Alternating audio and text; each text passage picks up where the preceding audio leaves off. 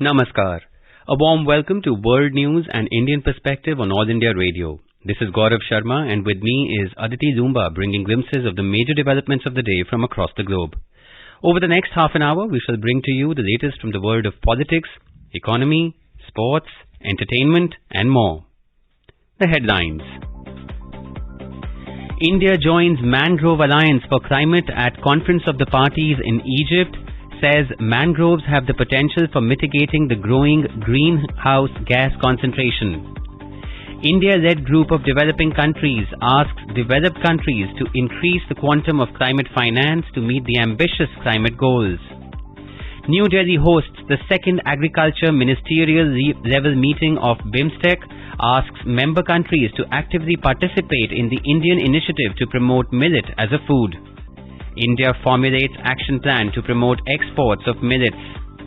Vice President of India Jagdeep Dhankar to visit Cambodia starting Friday to attend the ASEAN-India Commemorative Summit and the 17th East Asia Summit. Prime Minister of India Narendra Modi to attend the G20 Summit in Indonesia. 5 Indian-American lawmakers elected to the US House of Representatives for the first time. And in the Men's T20 Cricket World Cup, England beat India by 10 wickets to clash with Pakistan in the final on Sunday.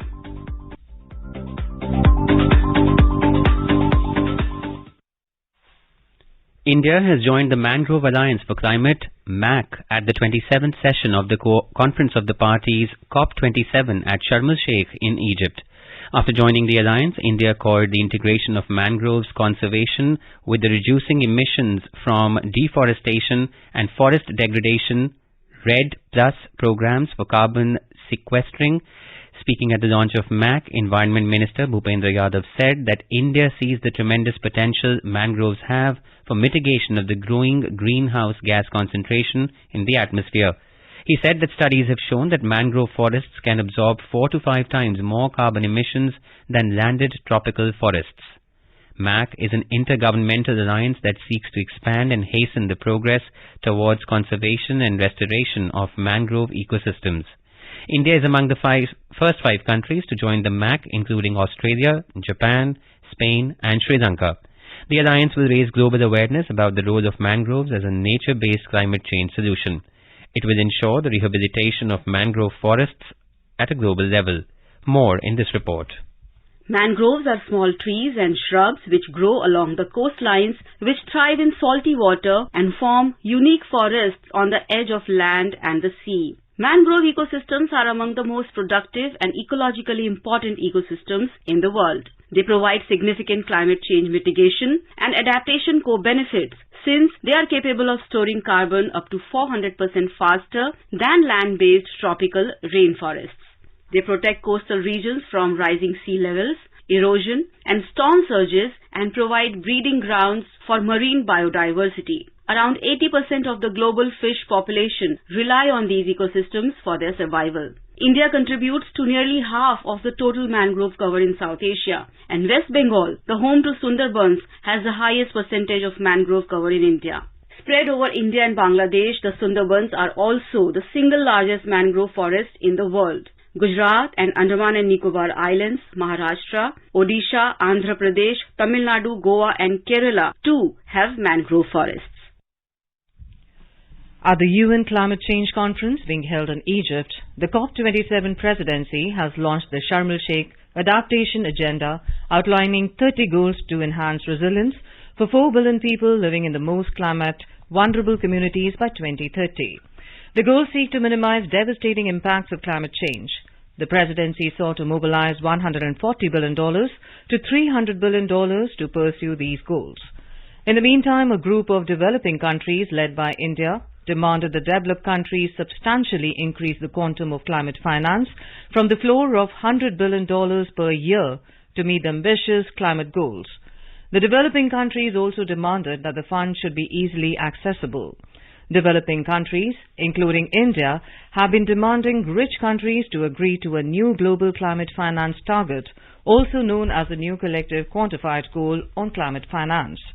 Speaking on behalf of like-minded developing countries, LMDC's India lamented that $100 billion per year amount promised back in 2009 is not just minuscule but had also been delivered yet. LMDC Group said in a statement that the Standing Committee on Finance has estimated that resources in the range of $6 trillion to $11 trillion are required till 2030 to meet the targets set by developing countries in their nationally determined contributions and other communications. India hosted the second Agriculture Ministerial Level meeting of the Bay of Bengal Initiative for Multi-Sectoral Technical and Economic Cooperation, BIMSTEC, in New Delhi on Thursday. The meeting was held under the chairmanship of the Agriculture Minister of India, Narendra Singh Tomar. Agriculture Ministers of Bhutan, Bangladesh, Nepal, Myanmar, Sri Lanka and Thailand participated in the meeting. Addressing the meeting through video conference, Mr. Tomar urged the member countries to cooperate in developing a comprehensive regional strategy to strengthen cooperation for the transformation of agriculture. He referred to the importance of millet as a nutritious food and the efforts made by India to promote millet and its products during the International Year of Millets 2023. He urged the member countries to adopt a conducive agricultural food system and a healthy diet for all. Centre has formulated an action plan to promote exports of millets. The government has planned to facilitate participation of exporters, farmers and traders in 16 international trade expos and buyer-seller meets for exports and promotion of Indian millets across the globe. According to the action plan, Indian missions in abroad would be roped in branding and publicity of Indian millets. This includes identification of potential buyers such as departmental stores, supermarkets and hypermarkets for organizing business-to-business meetings and direct tie-ups. As part of the promotion of Indian millets, agricultural and processed food products, Export Development Authority has planned to showcase millets and its value-added products at various global platforms. The United Nations has declared 2023 as the International Year of Millets. India is one of the leading producers of millets in the world with an estimated share of around 41% in the global production. Chief of the Naval Staff of India, Admiral R. Hari Kumar, has stressed on primacy of a rules-based order. Speaking at 18th Western Pacific Naval Symposium at Yokohama in Japan recently, he expressed commitment of the Indian Navy and that of the Indian Ocean Naval Symposium towards promoting the idea of collective responsibility for maritime security in Indo-Pacific. He was on an official visit to Japan from 5th to 9th of this month.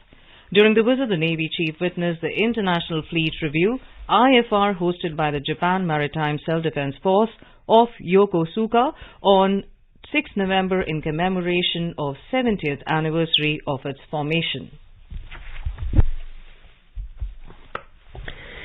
Indian Commerce and Industry Minister Piyush Goyal and US Secretary of Commerce Gina Raimondo have officially launched the US-India CEO Forum on Thursday.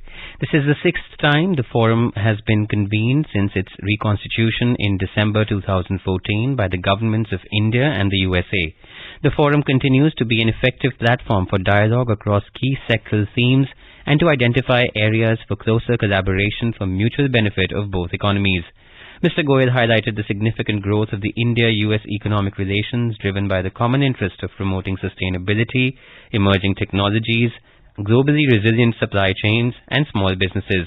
He also reiterated the importance of such dialogues in leveraging this momentum.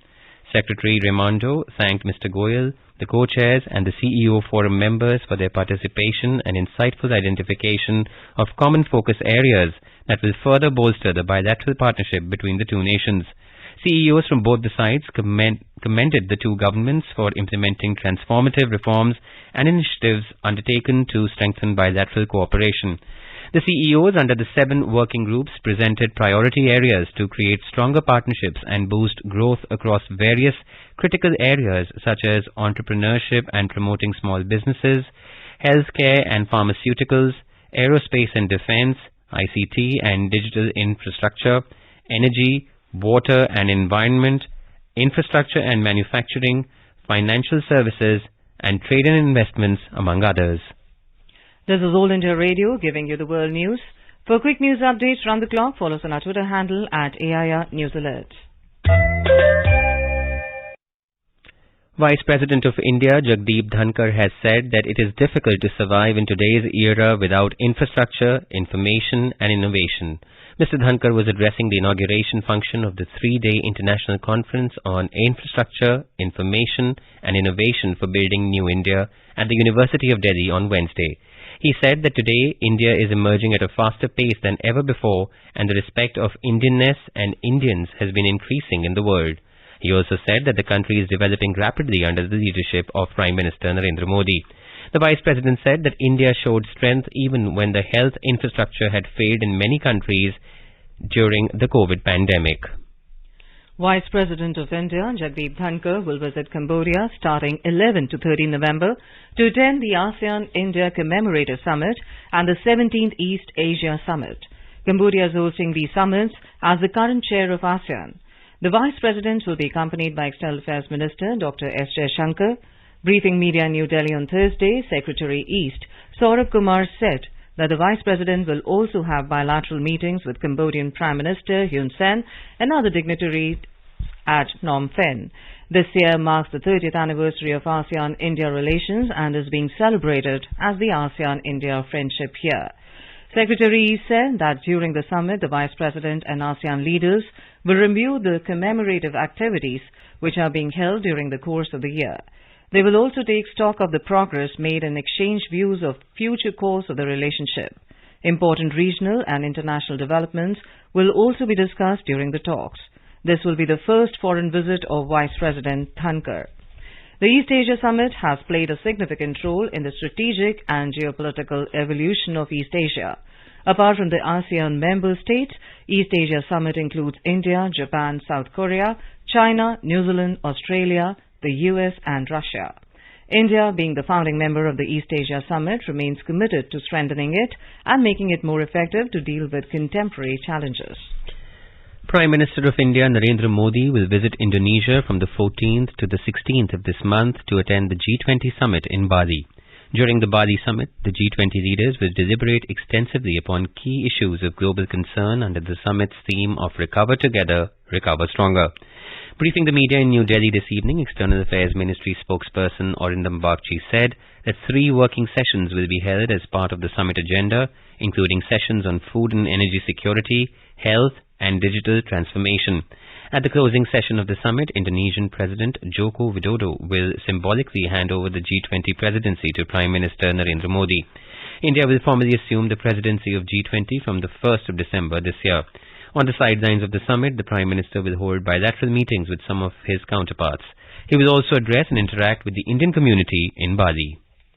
India on Thursday welcomed the United Kingdom High Court's decision which rejected fugitive diamond heir Nirav Modi's appeal against his extradition to India in connection with the bank loan fraud case.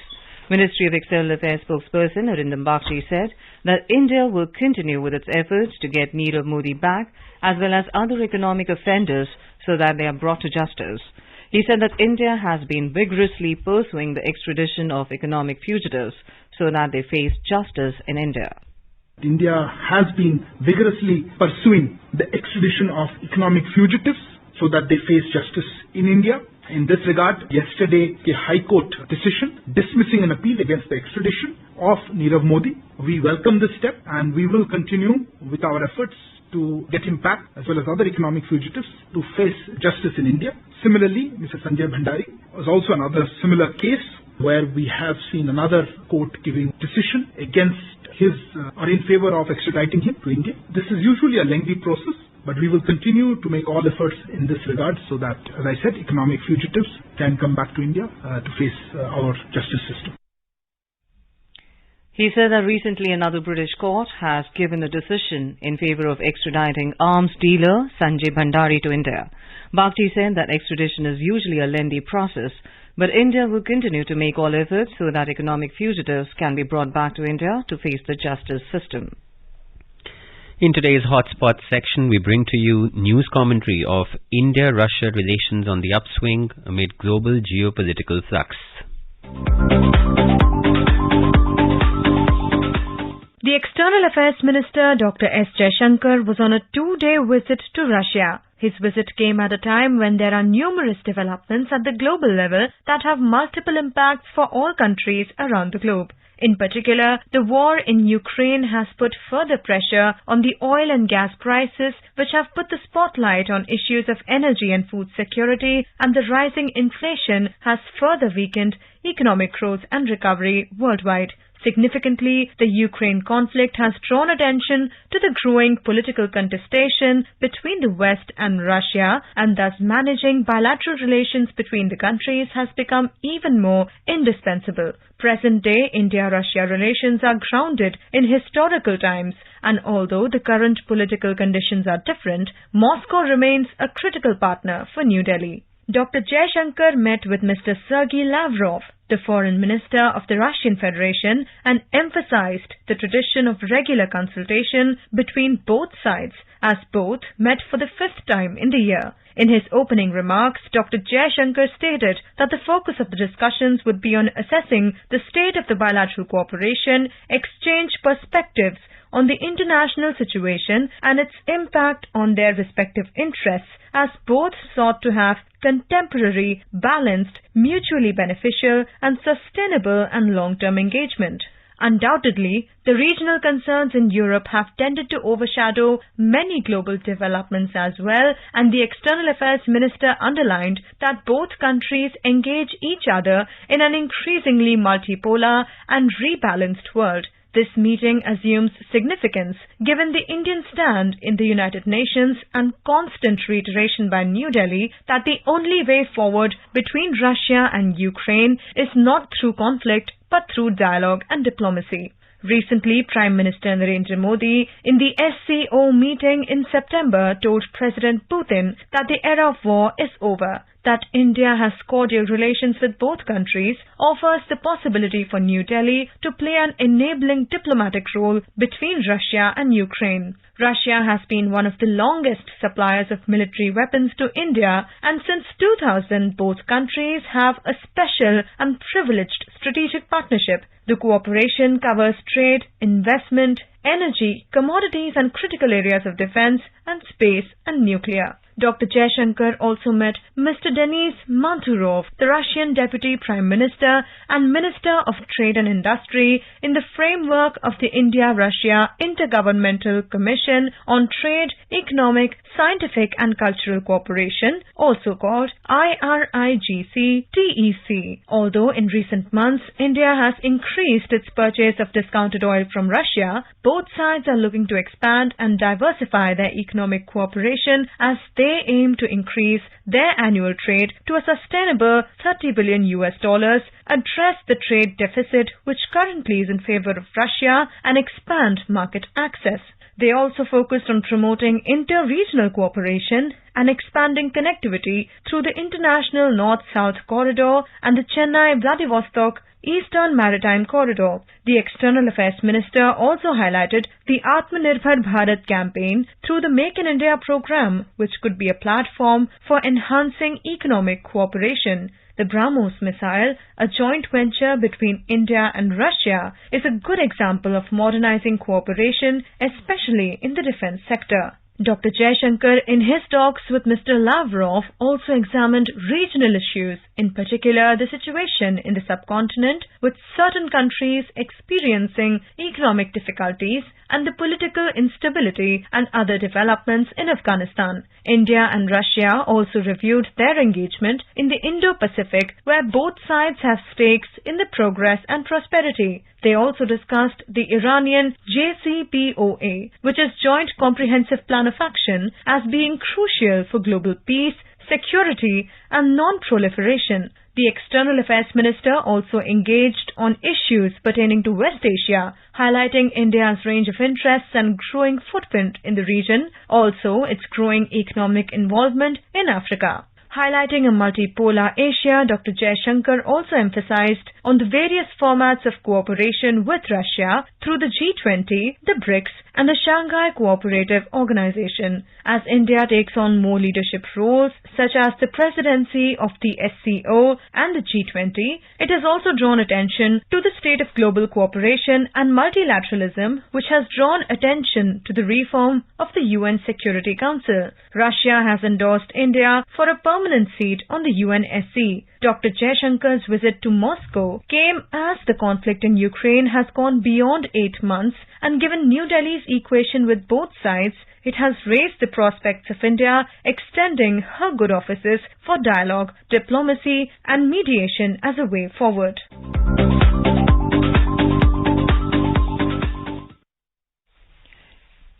In the Maldives, several people were killed in a fire in the capital, Male, on Thursday. The High Commission of India in the Maldives said it was deeply saddened by the incident. In a tweet, it said the blaze has caused loss of lives, including reportedly of Indian nationals. The High Commission can be reached for assistance on the following numbers: +960 736 1452 and +960 7790 701. External Affairs Ministry of India has said that the Indian High Commission in Maldives is extending all possible assistance to the affected Indians and their families in the Male fire incident. Replying to a media query on the incident, Ministry spokesperson Arindam Bagchi said that Maldivian authorities confirmed the loss of 10 lives and the process of identification of the deceased is ongoing. External Affairs Minister of India, Dr. S. Jaishankar, has expressed grief at the loss of lives in a fire incident in Male on Thursday. In a tweet, Dr. Jaishankar said that the full details regarding Indians are being ascertained by the High Commission, who are contacting affected families. He said he received a call from his Maldivian counterpart, Abdullah Shahid, expressing condolences and assuring full support. In the United States midterm elections, a record 5 Indian American lawmakers from the ruling Democrat Party have been elected to the U.S. House of Representatives. According to the reports, several others were elected in the state legislatures. 57-year-old Amy Bera defeated Republican Tamika Hamilton from California's 7th Congressional District. Bera is the longest-serving Indian American in the Congress and has been holding the seat since 2013. Indian American entrepreneur Sri Thanedar created a record as he became the first Indian American to win the congressional elections from Michigan, defeating the Republican candidate Martel Bivings. In the 8th Congressional District of Illinois, 49-year-old Raja Krishnamurthy was re-elected for the 4th consecutive term, defeating the Republican candidate Chris Dargis. In Silicon Valley, R.O. Khanna defeated the Republican opponent Ritesh Tandon in the 7th Congressional District of California. Chennai-born Congresswoman Pramila Jayapal defeated her GOP rival Cliff Moon in the 7th Congressional District of Washington State. Jayapal is the only Indian American woman lawmaker in the House of Representatives. Indian Americans candidates also won state legislature seats. In Maryland, Aruna Miller scripted history by becoming the first Indian American politician to win the race of lieutenant governor. The Sensex and the Nifty declined more than 0.5% on Thursday. Both indices declined amid negative cues from global share markets. The Sensex closed below 60,700 points, while the Nifty settled near the 18,000 level. A report from the business desk. Sensex fell 420 points or 0.69% to finish at 60,614. Nifty also slipped 129 points or 0.71% to end at 18,028. At the global stock markets, the Asian share markets declined before U.S. inflation data that will influence the Fed Reserve's rate hike plans. Hong Kong's Hang Seng Index tumbled 1.7% and Japan's Nikkei 225 fell 1%. South Korea's Kospi ended 0.9% down and China's Shanghai Composite Index slipped 0.4%, while Singapore's Straits Times added marginally by 0.2%. European shares were down in intraday trade. Oil extended losses for the 4th consecutive session as renewed COVID curbs in China raised concern about fuel demand in the world's biggest crude importer. In intraday trade, Brent crude was trading at $92.20 per barrel. Back home at the multi-commodity exchange, gold futures for December were trading at 50,910 rupees per 10 grams. Silver futures for December were trading at 60,520 rupees per kilogram when reports last came in. In the forex market, the rupee logged a robust gain of 48 paise against the US dollar. The domestic currency closed at 81 rupees and 43 paise against the American unit. V. Ravi Kumar for World News All India Radio. In a move to promote inclusivity, Sikh personnel in the British military have started receiving Sikh prayer books for the first time in 100 years. According to new reports, the books called Nitnem Gutkas were issued by the UK Defence Sikh Network at a ceremony in London. The Ministry of Defence said in a statement that it hopes to directly support Sikhs' practices, which is a key component of their faith. The prayer book has been printed in 3 languages on durable and waterproof material to withstand the rigors of military life. China's new top leadership reaffirmed Beijing's dynamic zero COVID-19 policy on Thursday and said China's epidemic prevention measures must not be relaxed. China's zero COVID policy is under severe strain as harsh lockdowns and constant testing is unable to suppress the new outbreaks. China's ruling party's newly formed Apex decision-making body, led by General Secretary Xi Jinping, at its first meeting on Thursday decided to unswervingly implement the policy of dynamic clearing of the cases, which means snap lockdowns and mass testing are going to continue, which causes huge disruption and uncertainty to social and economic life. In Afghanistan, the Taliban has announced banning women for using gyms. Taliban has already banned girls from schools and has restricted women from most fields of employment. A spokesman from the Ministry of Virtue and Vice said women are being barred from the gym because people were ignoring gender segregation orders and women were not wearing the required hijab. A Taliban-appointed spokesman for the Ministry of Vice and Virtue said that the group tried its best to avoid closing parks and gyms for women by ordering separate days of the week for males and females. In men's T20 World Cup cricket, England will clash with Pakistan in the final at Melbourne Cricket Ground on Sunday. They defeated India by 10 wickets in the second semi-final at Adelaide on Thursday. Chasing a target of 169 runs to win, England overhauled the target in 16 overs for England. Alex Hales remained not out with 86 runs in 47 balls, while skipper Jos Buttler remained unbeaten with 80 runs in 49 balls. Earlier, Hardik Pandya's 33-ball 63 steered India to 168 for 6. Virat Kohli also scored a 50 of 40 balls. England skipper Jos Buttler had won the toss and opted to bowl first. And now let us take a look at the major developments around the world as reported in the foreign press. The Financial Times in a lead item says FTX on brink of collapse after Binance abandons rescue. The Guardian reports Brazil military finds no evidence of election fraud, dashing hopes of Bolsonaro supporters. Tolo News reports that National Environmental Protection Agency criticizes Afghanistan's absence in COP27. The Wall Street Journal reports that US President Joe Biden plans to meet China's Xi and discuss how to avoid conflict. The Washington Post, quoting a report, says Democrats celebrate surprise wins, but balance of power still in limbo. Japan Times informs that Japan's 8th COVID wave expected to match or exceed 7th wave. Reuters reports Britain has frozen £18 billion worth of Russian assets. Bloomberg reports that UK Prime Minister Rishi Sunak to meet with Irish counterpart Martin Insino post-Brexit progress. And before we end, a quick look at the headlines once again. India joins Mangrove Alliance for Climate at Conference of the Parties in Egypt, says mangroves have the potential for mitigating the growing greenhouse gas concentration.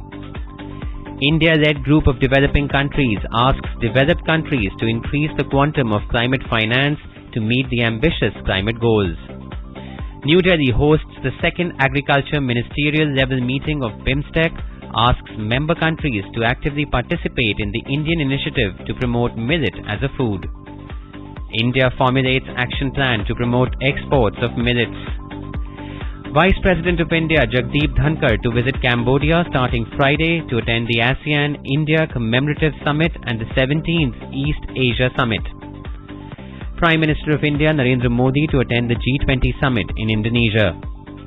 5 Indian-American lawmakers elected to the US House of Representatives for the first time. And in the men's T20 Cricket World Cup, England beat India by 10 wickets to clash with Pakistan in the final on Sunday. And now, before we end, let us listen to Mahatma Gandhi's favorite bhajan, Vaishnava Jan, by artists from Algeria.